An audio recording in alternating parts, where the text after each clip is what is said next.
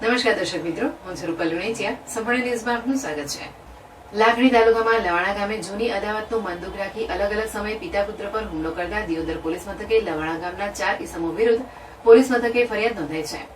Police સૂત્રો દ્વારા જાણવા મળતી માહિતી મુજબ લાખણી તાલુકાના લવાણા ગામે રહેતા સેધાભાઈ વાલાભાઈ માજીરાણા બસ સ્ટેશન પાસે ઉભા હતા.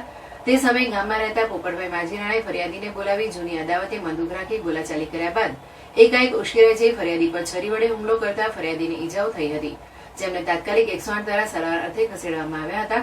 જેમાં ઈજાગ્રસ્તનો પુત્ર જીગર સેંધાભાઈ માજીરાણાએ આરોપીને ફોન કરી ઠપકો આપતા આરોપીએ અન્ય માણસોને બોલાવી ઈજાગ્રસ્તના પુત્ર પર પણ ધોકા લાકડી વડે હુમલો કરતા પુત્ર પણ ઈજાગ્રસ્ત થયો હતો. જે અંગે ઈજાગ્રસ્ત પિતા પુત્રએ દિયોદર પોલીસ મથકે અલગ અલગ ફરિયાદ આપતા દિયોદર પોલીસે પોપટભાઈ નારાયણભાઈ માજીરાણા, સેંધાભાઈ નારાયણભાઈ માજીરાણા, ભૂપતભાઈ નારાયણભાઈ માજીરાણા, પિન્ટુભાઈ સેંધાભાઈ માજીરાણા તમામ રહેઠાણ લવાણાવાળા વિરુદ્ધ ગુનો નોંધી આગળની કાર્યવાહી હાથ ધરી છે.